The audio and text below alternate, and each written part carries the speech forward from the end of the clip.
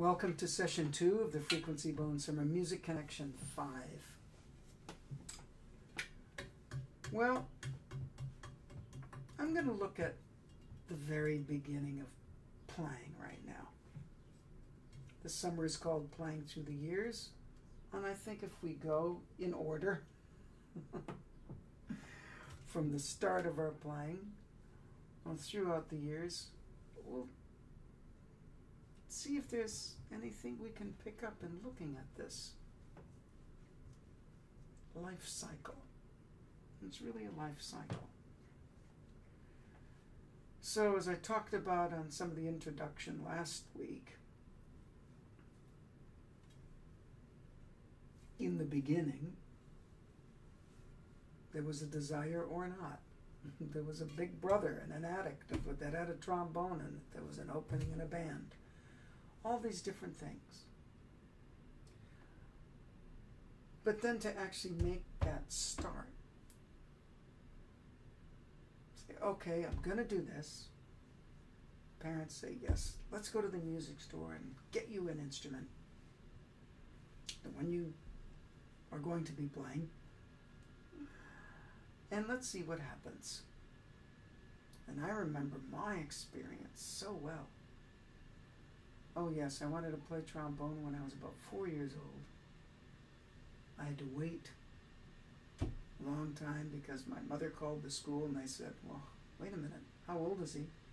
Oh, he'll be 5 in January. And they said, well, we don't start until 5th grade, so you'll have to wait till he's about 10. And I remember I was very disappointed. My parents aren't musicians, and you know, my mother didn't know trombone was a big instrument. No one was thinking, well, he should play alto then. There weren't any musicians really in the family. Uncle played piano, and my grandfather was a self-taught violinist, but no one was thinking, well, let's go get a really tiny trombone for him. So I waited and waited, and I kept, Mom, we're getting closer. Another year went by. And then what happened is my parents got divorced, and, you know, the trombone became a life vest for me because that was a very difficult time. And the town we were moving to, my mother moved back to her parents' house, and we were all there. It was a very active house. And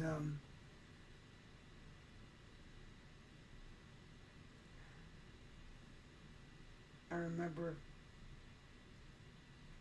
when she told me, you know what, you get to start playing trombone now.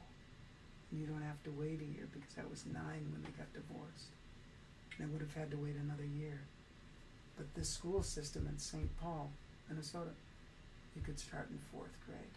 I can't tell you how I felt. I was so overjoyed, it was ridiculous. So I remember my experience very clearly, going to the music store, getting that instrument, walking down the street with it, holding it in a case, being so happy. So happy. And someone says to me as I'm walking down the street, "That's a trombone there, young man." And I looked over at my mother and I said, "How does he know?" She said, "The instruments must have their own kinds of cases." Anyway, it was such a great day. It's so vivid in my mind. I got home and I just tore open the case any old way. Kleinhammer wouldn't have been happy. You know, the Ed Kleinhammer book, is the right and the wrong way to open the case. Well, this was the fun, enthusiastic, can't wait to even look and try at it way to open up a case. So, in any event, I remember humming through it. I said, this is easy. No one was around to say, no, look, here's how you do it. No one played a brass instrument. I guess my uncle did actually play trumpet a little bit, but, you know, he wasn't there, and I just picked it up and started humming with it. I was calling my friends on the telephone, and they said, "You're just humming." And I said, "No, I'm playing my trombone." Then my grandfather remembered, because his brother actually played shofar in our synagogue. You had to vibrate your lips. He said, "No, you have to vibrate, kind of make a sound out of your lip." I went, "Really?" And he picked it up and went, whatever he did. And I was so surprised and awed by that amplified whatever he did. I grabbed it and was doing my own thing. Now, that was great. That was fantastic that I did that, because I felt such an amplified feeling of a sound coming out of me. I went running all over the neighborhood playing it, knocking on people's doors saying, "Listen to this." They were listening like,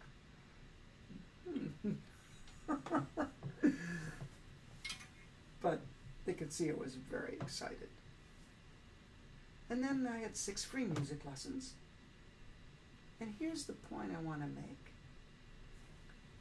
I remember those lessons very clearly. I remember the smell of slide oil and valve oil so distinctly in those lessons. And I don't recall the teacher saying, "Now hold your corners down, make a flat chin, make sure there's some crow's feet here, and then put the mouthpiece 2/3 up, pick it up, and make a sound." Here's bass clef. Looks like this. There's 5 lines, 4 spaces. All cars eat gas.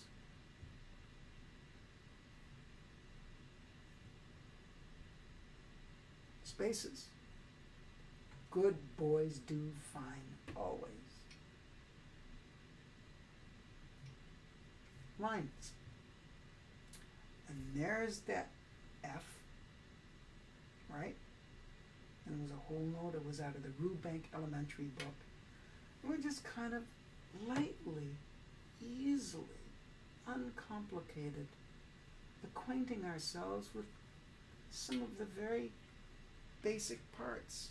You blow into the here, sound comes out here, you go like this, there's different positions, there's 7 of them, and he saw I was enthusiastic, and that's how I was starting. And my uncle, when I got the trombone home and added the lesson, he said, "Well, let's figure out where those other notes are." So we'd go to the piano, because we had a piano in the house, and I'd find where the notes are. Oh, there's an E flat. Okay, and then we'd work out the notes for the lesson, and I'd come back, and he goes, "Oh, good job." And that's the way it went from there. So starting, making a start. For you teachers that teach beginners, I would like to think, and how could you not, make it fun for them. Feel the different natures of people. Let them have their way with it for a while. Especially if they're really enthusiastic and have a knack for it. Or this is going to be fun. Some kind of excited, enthusiastic response. Let them play around. See what comes out of them. You might even be able to tell if they have the ability to put some of their feelings through it right away. I'd hate to think that correctness in the first month is a priority.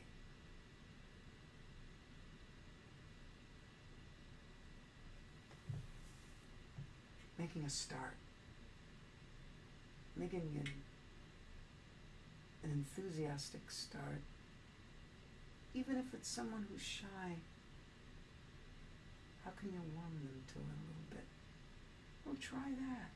Try this. Someone can't make their lip vibrate. Take the mouthpiece, cover it a little bit for them. Make some sound.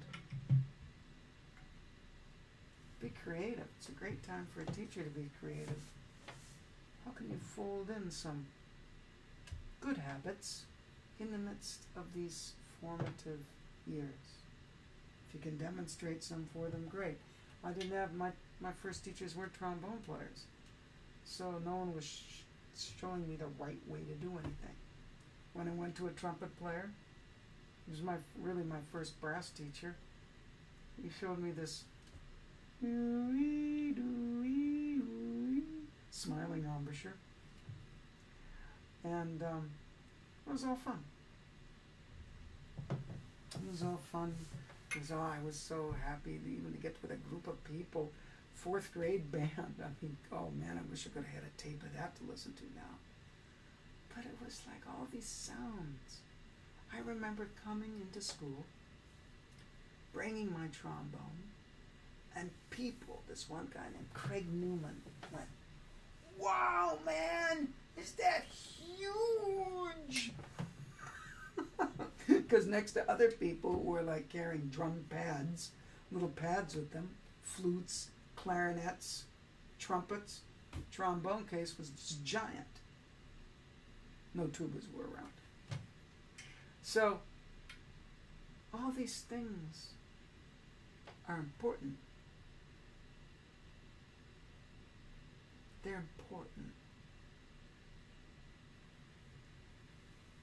Making a start. And for me, it was a life vest. Very important. And everyone has a different start. So before we go into the first year and 2 of playing, I'd like everyone to reflect on that.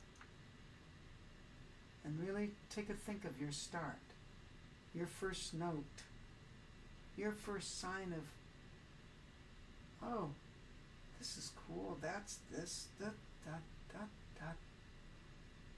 I can do this, I can't do that. You know, after a lesson or 2. Take a think.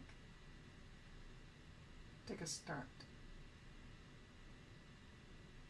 And you teachers too, it's important.